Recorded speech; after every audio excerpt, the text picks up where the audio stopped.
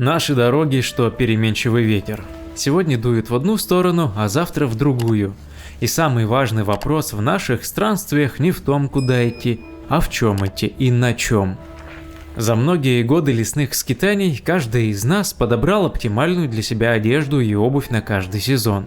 А вот со средством передвижения по снежному покрову я, в отличие от Геннадия, все еще в раздумьях. Он твердо уверен, что по снегу лучше всего ходить на лыжах с камусом. Но в отличие от снегоступов, на которых я могу даже спрыгнуть с такой высоты, на крутых и обрывистых спусках Геннадий предпочитает снять лыжи, чтобы случайно не сломать их. Небольшие преграды из поваленных деревьев, которые легли поперек замерзшего русла в аккуратно уровне груди, пройти можно и на лыжах, и на снегоступах. Я также без особых трудностей прохожу над упавшими деревьями. Длина снегоступов 142 сантиметра, и это делает их маневренными в сравнении с более длинными лыжами.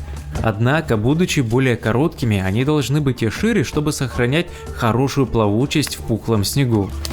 Из-за этого ноги при ходьбе я вынужден ставить немного шире привычного, походка становится слегка разлапистой. Зато через многие препятствия перелезаю без проблем.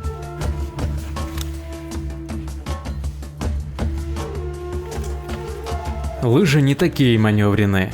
В них не перелезть через валежник, но зато сбросить их с обуви, равно как и надеть, секундное дело. Это действие не отнимает ни сил, ни времени.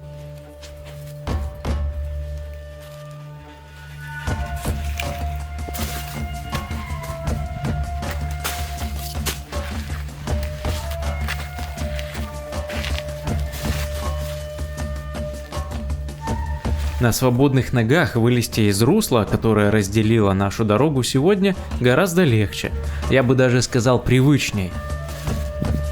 В такой подъем на лыжах не забраться, но ими можно помочь себе, используя их как опору.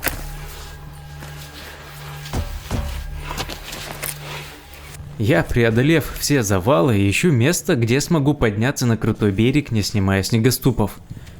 Их система крепления сложнее, чем на лыжах. Снять их внизу и обратно встегнуться наверху займет немного времени, но делать мне этого не хочется только по техническим причинам. Нужно снять рукавицы, очистить от снега стрепы, который наверняка плотно забился под баклями, а потом наверху снова застегнуть стрепы и поднять фиксирующий ремень.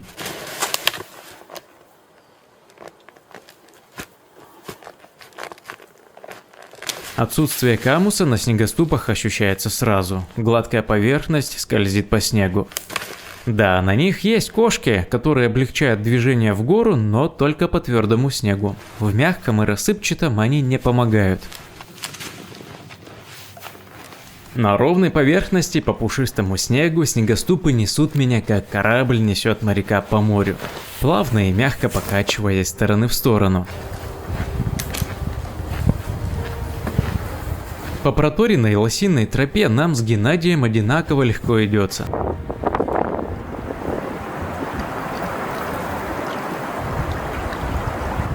На коротких привалах лыжам и снегоступам тоже всегда найдется практическое применение.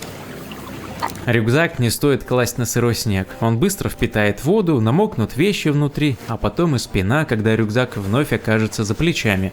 А свежий пушистый снег непременно забьется в складки, да и просто прилипнет к рюкзаку. И в дальней дороге этого лучше избегать, чтобы оставаться сухим. Чтобы во время стоянки не проваливаться в рыхлом снегу и не топтать понапрасну ноги, следует расчистить небольшой пятачок. И сделать это можно любым приспособлением. Но сейчас в ход идут лыжи, на снегоступах уже лежат наши рюкзаки.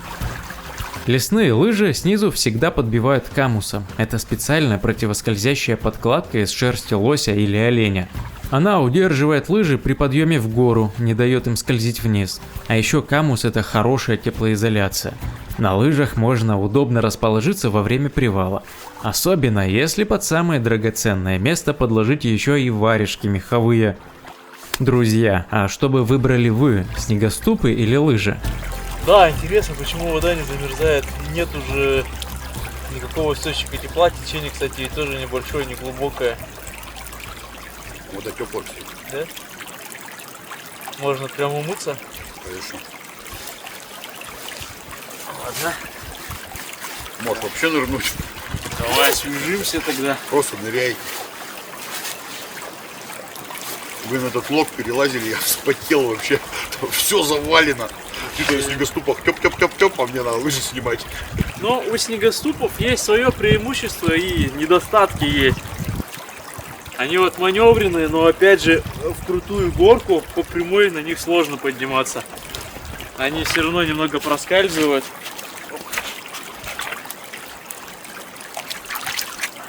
Опа. Тепло. Она вкусная еще.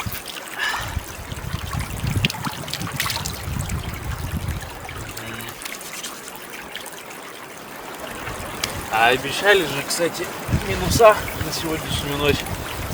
О! Ай, как хорошо за шиворот. Даже умываться не надо. Может, пойдем? Давай. Мы идем в гористую местность, туда, где берет начало небольшая речушка, на которой мы только что устроили небольшой привал. И нам сразу же на глаза попались следы куницы. Хищный зверь, и несмотря на свои небольшие размеры, весьма грозный. Куница предпочитает жить в дуплах деревьев или скальных расщелинах, и там, куда мы идем, таких мест, где мог бы устроить себе уютное жилище этот зверек, полным-полно. Но еще чаще здесь встречается лиса, одна другой краше. Ярко-рыжая шуба с белым пятнышком на груди и черным мехом на кончиках ушей и лапах. По лыжне как идет по снегоступам? Вообще прекрасно по лыжне следом вторым идти. Первым, понятно, чуть похуже. Тебе как? Давай снег проверим, какая глубина. Давай. Не достал, но. О. Мы как-то ходили по такому снегу к каменному дому. Это было мучение. Снегоступов тогда еще не было.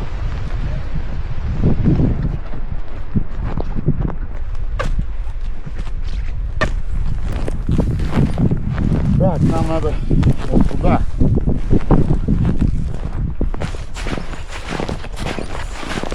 Ой, рябчик, два! Вон они сели. Ха-ха! Вот это удача. Сидят, что ли? Не, они улетели, но от лунки остались. Смотри, у них они под снегом где-то сантиметров 60 прошли. Удивительные по своей красоте места и суровые по нраву. В редкий день здесь бывает тихо и безветренно. В остальное время всякая живность ищет себе укромное место, чтобы защититься от холодной и снежной вьюги. Птицы зачастую спасение находят в снегу, а зайцы прячутся под раскидистыми хвойными лапами, занесенными снегом. Прекрасное место, чтобы переждать непогоду. И сегодня мы последуем этому примеру, построим себе укрытие, точно так же, как это делают многие звери, повинуясь своему инстинкту. Нет, это те же рябчики. Не, там заяц, наверное, был. Там, по-моему, заячий след. Да, и он может до сих пор там.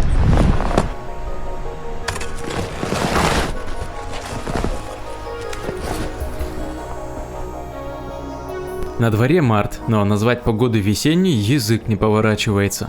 Думаю, этот заяц-беляк со мной согласен и сейчас в смятении, в чем ему ходить.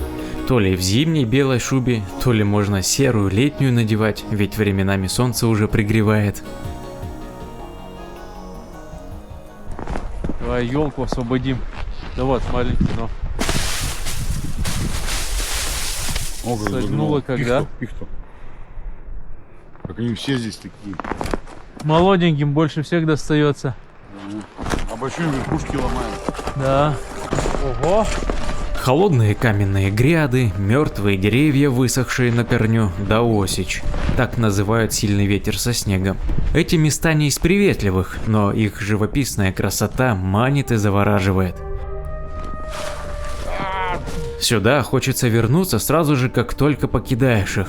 В прошлый раз я здесь был летом, ночевал на каменной полке в скале, а сегодня, благодаря милости природы, которая одарила нас этой зимой обильными осадками, у нас есть возможность обустроить себе ночлег прямо в снегу. Нашли неплохое место для стоянки. Здесь хорошие скалы, высокие, и ветер дует именно с долины.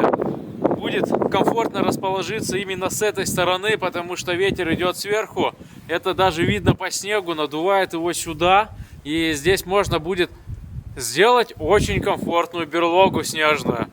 Прощупаем зондом лавинным снег, чтобы нам впустую силы не тратить, потому что если мы начнем копать и уткнемся куда-то, поймем, места мало, придется заново искать. У меня в руках лавинный зонд, ну его еще просто называют лавинный щуп. Он предназначен для обнаружения людей под лавинами в местах, где повышена вероятность схода лавин. По правилам нужно передвигаться именно с этим зондом, но для поиска людей, конечно, нужен еще один прибор, бипер называется, лавинный датчик. У нас его нет, и у нас, в принципе, здесь и лавинам негде сходить. Я его взял для того, чтобы найти место, где много снега, поглубже будет, чтобы вырыть там снежную берлогу. Разбирается он максимально просто.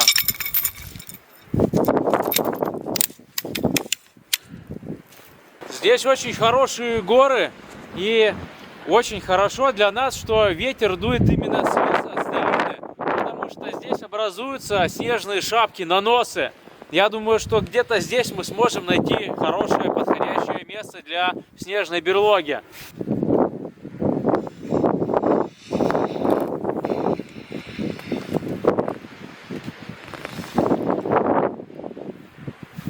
Метр 70.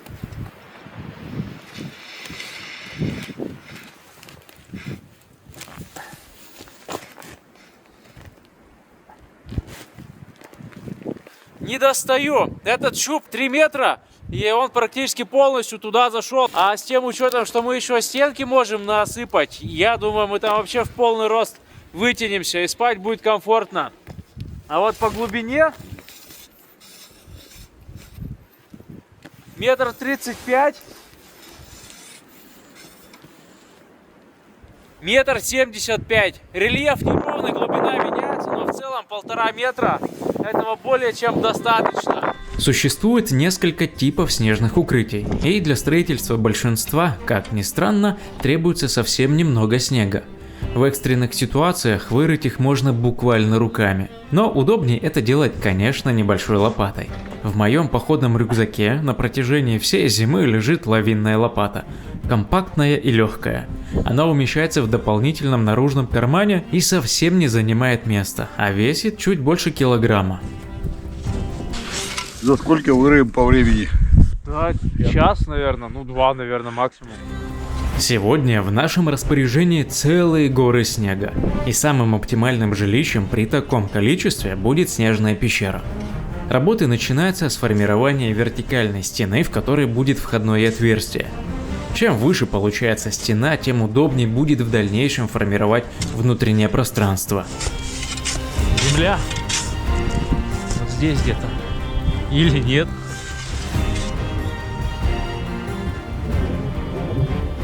Нижние слои снега всегда плотнее верхних, именно в них предпочтительнее делать пещеру. В этом случае ее внутренние стены будут твердыми и крепкими. Извлекаемые плотные комья далеко не выбрасываем, они станут хорошим строительным материалом в будущем.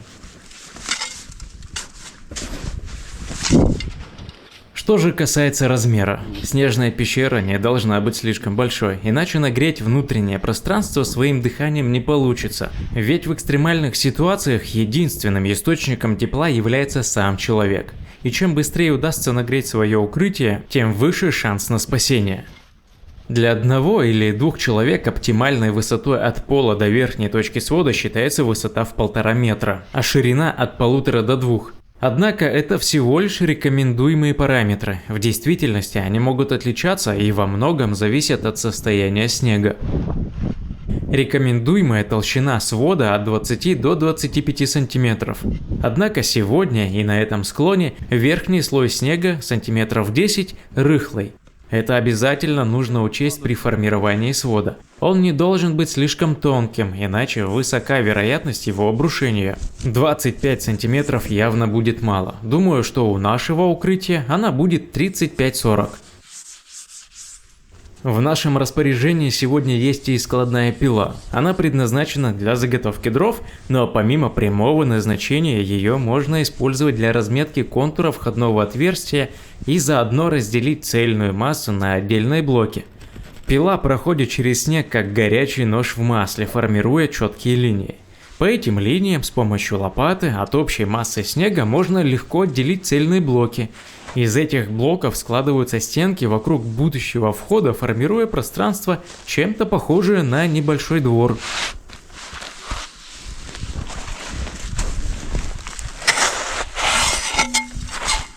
Подход к будущему снежному укрытию расчищен. Сейчас перед ним можно свободно и удобно передвигаться и без помех продолжать работать.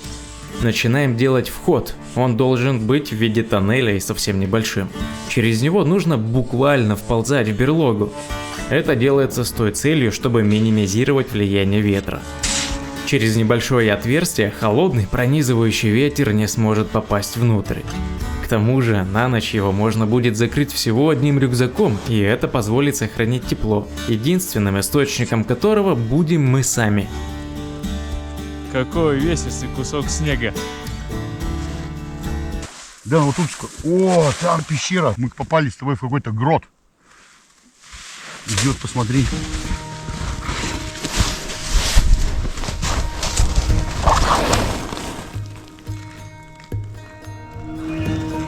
Сами того не подозревая, мы попали, получается, полка была каменистая, и, видимо, над ней камни. И вот из-за чего здесь такой надув получился-то, он пологий, самый пологий получается надув с этой стороны.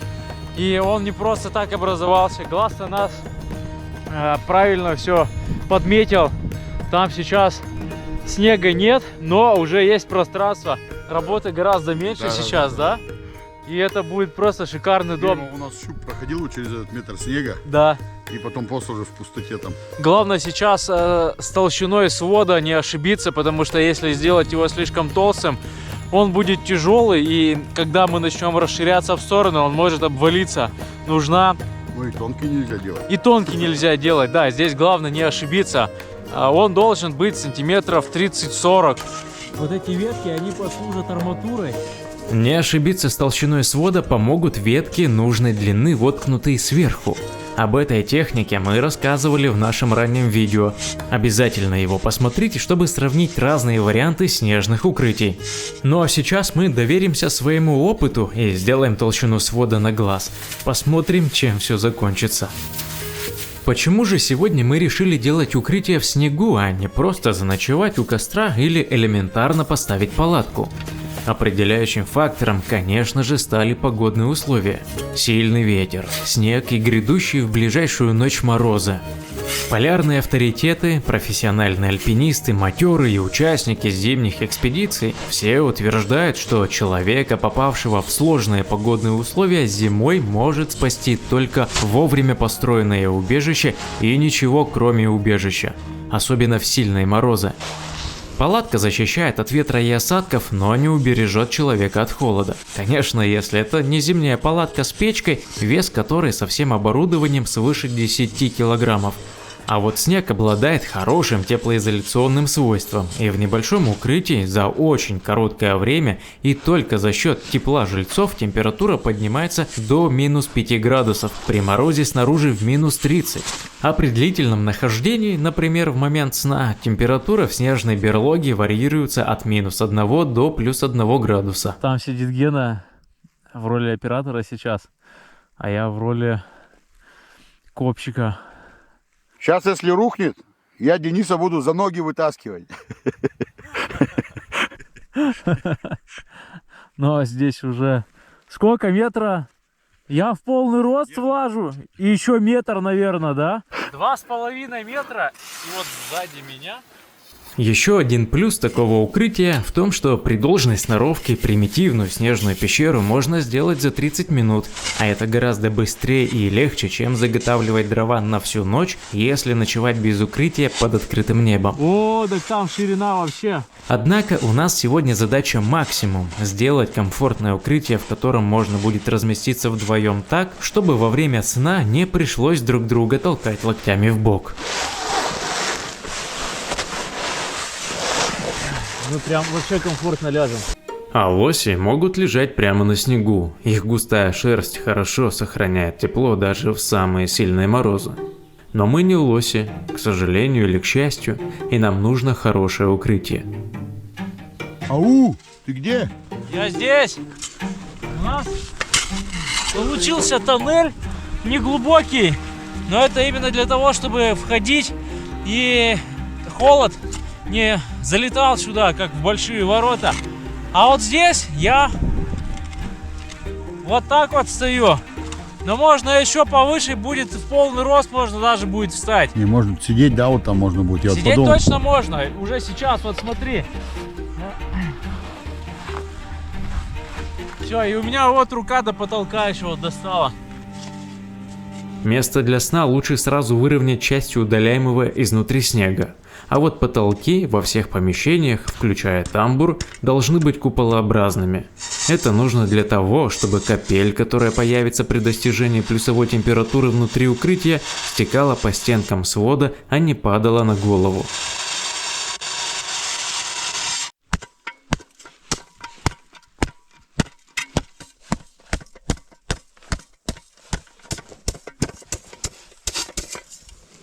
В полный рост лежу, и коридор у нас еще метр целый. Вход мы прикроем снежными блоками еще. Потом поставим рюкзак, закроем просто рюкзаком оставшуюся часть, быстро надышим. А здесь будет точно уже тепло, и самое главное, мы защищены от ветра. В зимних спальниках будет тепло, ветер не будет продувать. Самое главное — это защита от ветра. Мы укрытие сделали часа за 2, точно не больше, возможно даже чуть меньше. Но у нас оно очень большое получилось. Если речь идет о выживании, когда на технике куда-то отправляешься далеко, обязательно с собой иметь в багажнике лопату лавинную. С помощью нее можно за 20 минут для одного вырыть такой туннель, чтобы укрыться, если вдруг непогода застала, метель, буран. Такая погода, она характерна для Северного Урала, когда резко меняется, налетает ветер и снегопады мощно идут, что не видно даже куда ехать. Невозможно сориентироваться и найти даже своих следов, чтобы вернуться обратно.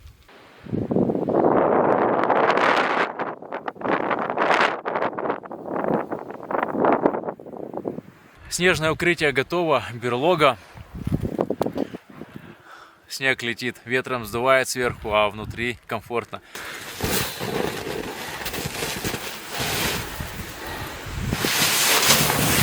Трюк не удался. Я вывалился, следом за мной комья. Снег в лицо. В отличие от лосей, кабаны настоящие сибариты. Они никогда не ложатся прямо в снег, а делают себе теплую подстилку – гайно. Используют для этого сухие еловые ветки, пихтовые лапы, загребая все это в одно место своим рылом. Так кабаны изолируют себя от холодного снега, и мы последуем их примеру.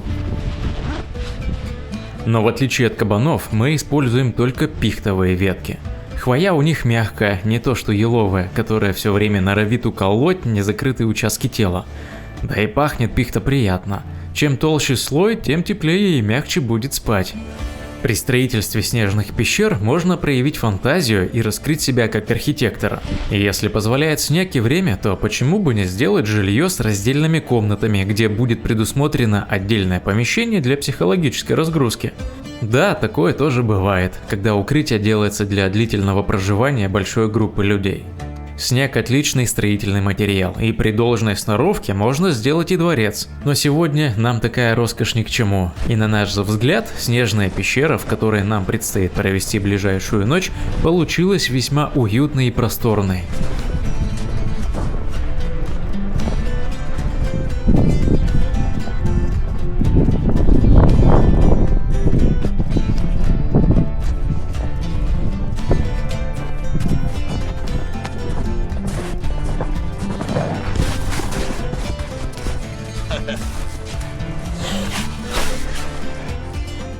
Шикарно. Нам, чтобы вид был, надо вот этот бортик снести. Да? Ну тогда может дуть. Задувать может, да.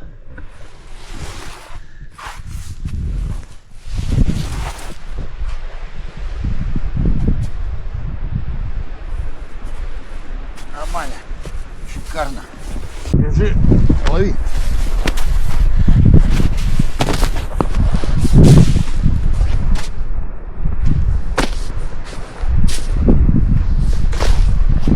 Погода сегодня не жалует, но высока вероятность, что она испортится еще сильнее. Даже здесь, в относительно невысоком горном районе, ситуация может усугубиться очень быстро.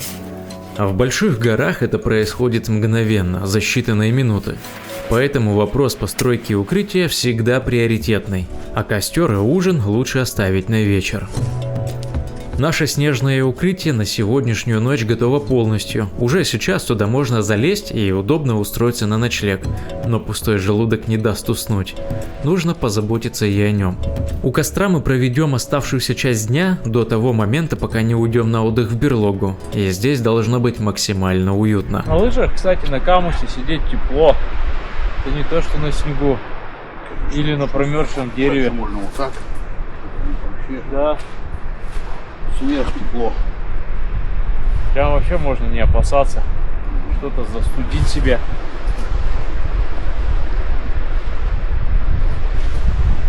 О, Чуть какую пекарку возьмем. а вот сухара стоит, можно ее. Да блин, у нас. Вон сухара стоит. С дровами здесь проблем нет. Суровый климат – это основная причина огромного количества стоящих на корню мертвых деревьев. Они сухие и быстро займутся огнем, не завалены снегом, а значит, к таким дровам относительно легкий доступ, но пилить приходится все же их своими руками. Проваливаюсь. Заготовили 11 чурбаков за 40 минут. Посмотрим, насколько этого хватит. Интересно, может ли оказаться так, что вдвоем заготовить дров на всю ночь было бы проще, чем делать снежную пещеру?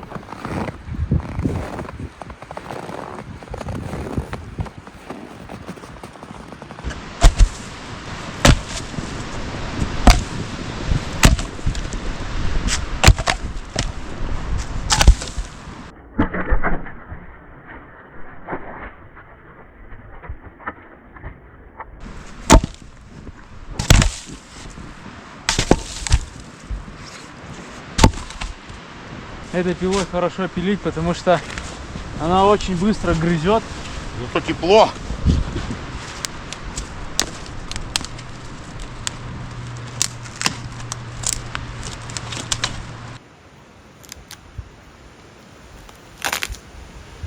От снега заранее был очищен клочок земли, на котором сейчас разгорается костер.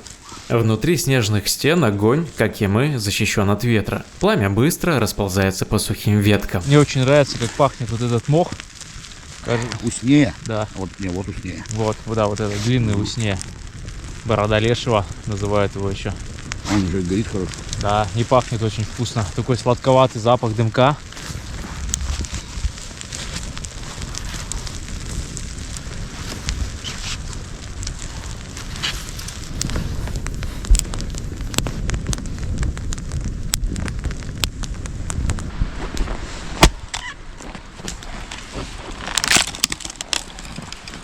Короедов нету, В съедобных. поисках источника белка Гена разбирает сухие поленья.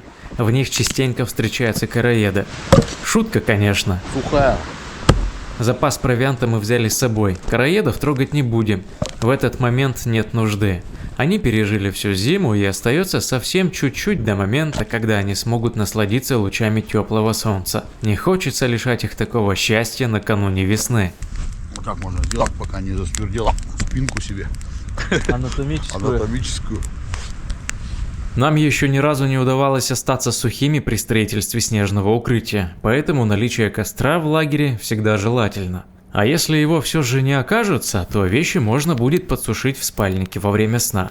Но далеко не в каждом спальнике это стоит делать. Если нет уверенности, что в нем есть мембрана, то влажную одежду лучше в спальник не класть. Мы обещали на ночь 18-20. А здесь еще холоднее. Все, кто не идет, видишь. И небо проясняется. С утра было пасмурно, ветром сдувает и проясняется.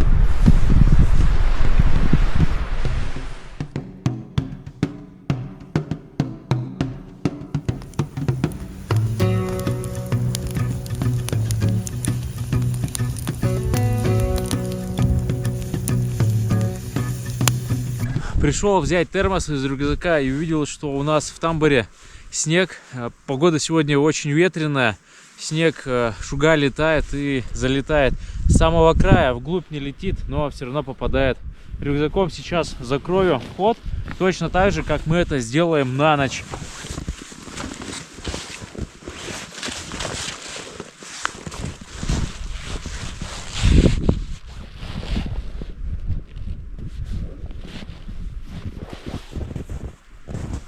Небольшое отверстие сверху обязательно оставим, чтобы была вентиляция, но оно будет еще чуть поменьше. Снизу положим побольше снежных брикетов, и рюкзак встанет повыше. И так будем спать. А ветер сегодня вообще не шуточный разыгрался. Чувствуется, что холодает, понижается температура. С утра было минус 10-11, но сейчас пришел без перчаток буквально от костра за термосом, и уже мерзнут руки.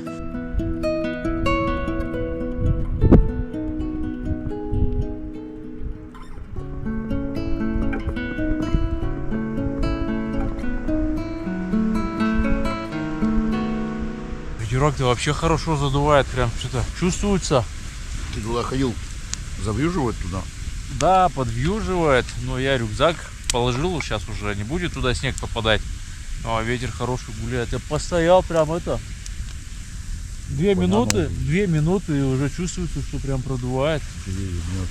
Да. На ужин сегодня греча с овощами. Пока горячие ладони огня яростно терзают стенки чугунного котелка, в котором варится крупа, Геннадий нарезает лук, а затем отдает на расправу костру и сковородку с луком. Лук обжариваем до золотистой корочки.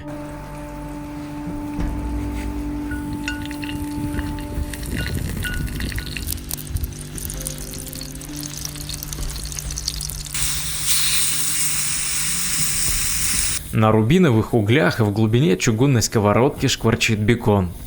На этих же углях жарится и хлеб. Еще каких-то пару минут, и самый вкусный в мире ужин будет готов. Как известно, голод – лучшая приправа, а у нас это будет первый прием пищи со вчерашнего вечера. От запахов и предвкушения даже голова немного закружилась.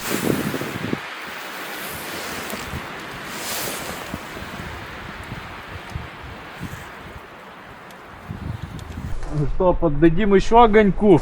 Конечно. Парик. На утро нам хватит, он даже 2.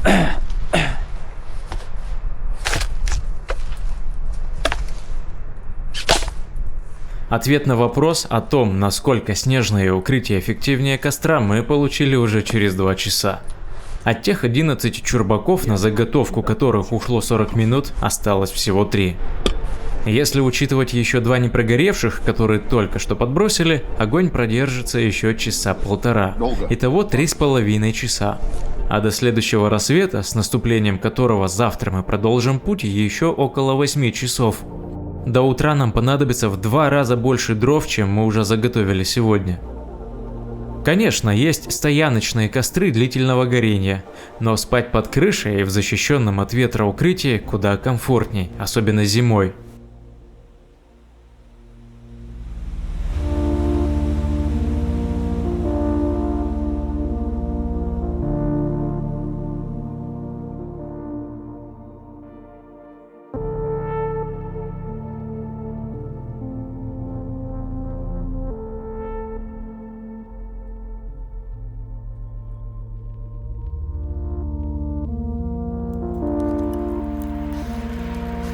Жаркое пламя костра щедро делится благодатным теплом, распространяя его по округе. Малиновые блики прыгают по сухим поленьям, которым только еще предстоит оказаться в костре. Мягко разливаются по снежным стенам, превращая их в воду. А мы с набитыми желудками и согретые костром мысленно парим над тайгой, над заснеженными полями и замерзшими реками. Дрожащие гранатовые всполохи огня красят вытянувшиеся к небу деревья, отчего кажется, что лес вокруг танцует. Таинственная ночь подступила со всех сторон. Чувствуется резкое похолодание, а усилившийся ветер начинает подвывать. Но мы спокойны. За долгие годы лесных скитаний такие погодные условия для нас стали почти естественными. По крайней мере, сейчас у нас есть необходимый минимум – жаркий костер да надежное укрытие из снега.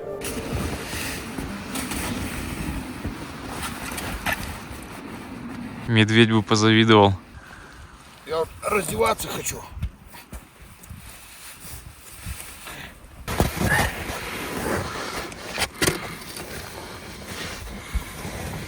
Так.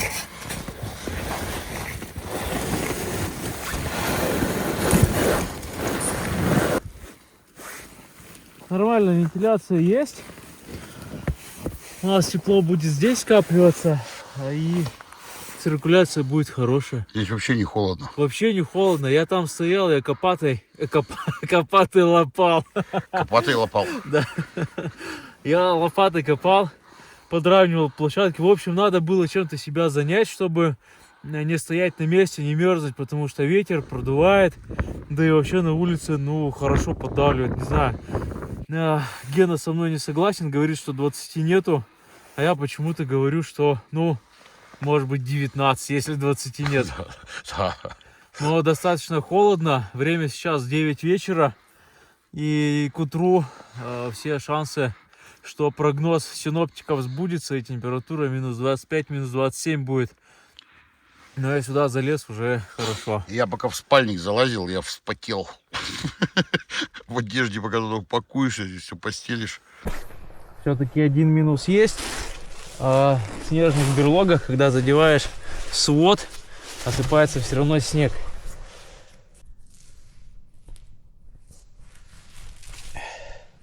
Если я вырублюсь, я вырублюсь. Давай, доброй ночи, Гена. Что-то прям вообще хочется спать. Время 10 нет. А? Время 10 даже еще нет. Это хорошо. Мы просто сегодня прошли столько, блин, по сугробам. Вот я сейчас лежу, как у меня в избе, комфортно. Ничуть не холодно. Ни миллиграмма. Я выходил сейчас на улицу.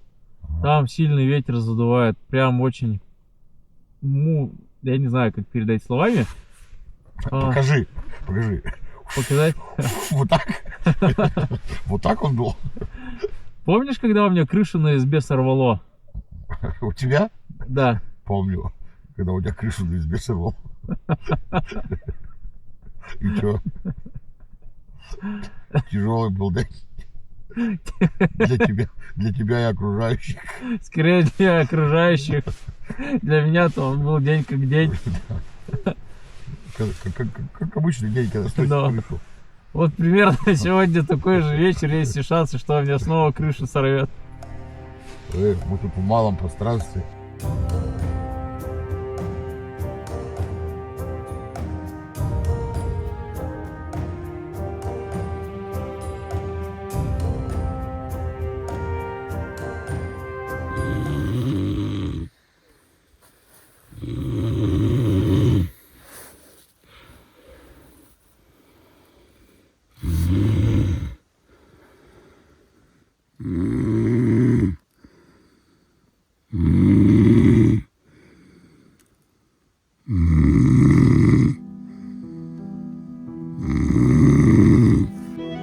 В нынешнем обществе распространено мнение, что человек отделен от природы, но у нас сохранилось противоположное представление. Леса, горы, тундра – это живая сеть, где мы переплетаемся с дикой природой и царством животных. Все это создавалось тысячелетиями, и сейчас эти очертания гор, вечно зеленый ковер хвойного леса и белое покрывало снега – настоящее произведение искусства, созданное временем. Здесь сразу ощущается все могущество природы, и когда сталкиваешься с этим величием и сверхъестественной притягательностью этих мест, поневоле начинаешь копаться в душе. И наступает мгновение, когда от восхищения величием и красотой этих мест душа взлетает над этими просторами. Сердце замирает. Все люди вышли из леса. Для наших далеких предков это был дом. Именно этим объясняется уже наше, жителей больших городов, стремление вернуться обратно, в эту колыбель жизни. Именно поэтому мы возвращаемся сюда вновь.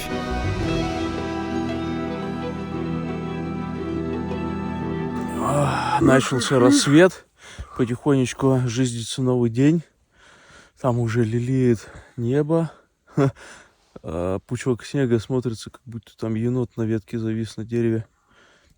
Камеру оставлял GoPro на ночь, чтобы снять звездное небо. Сейчас смотрю, она не пишет.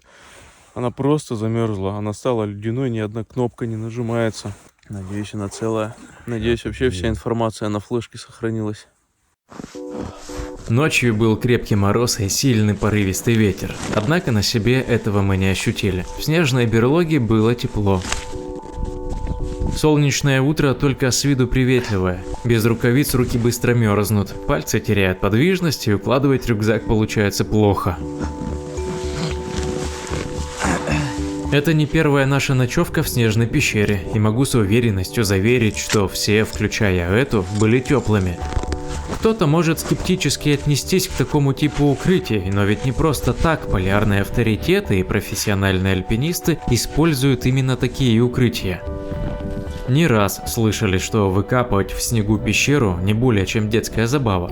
А у детей, как известно, самая развитая интуиция. Может быть, поэтому дети, чувствуя связь с далекими предками, которую со временем утрачивают взрослые, для игры выбирают примитивное, но вероятно самое эффективное укрытие, которое многим спасло жизнь. Геннадий знает это не понаслышке. В его жизни была ситуация, когда именно снежное укрытие спасло от гибели. Эту историю мы рассказали в нашем телеграм-канале. Обязательно перейдите туда и посмотрите это видео. Уверены, что узнаете много интересного. Друзья, надеемся, это видео для вас было интересным и познавательным. Мы поделились своими знаниями и опытом, которые могут сохранить жизнь и здоровье путнику, оказавшемуся в экстремальной ситуации. А вас мы просим поделиться этим видео, возможно, кому-то оно будет полезно. Но лучшая поддержка для нас — это ваши добрые комментарии.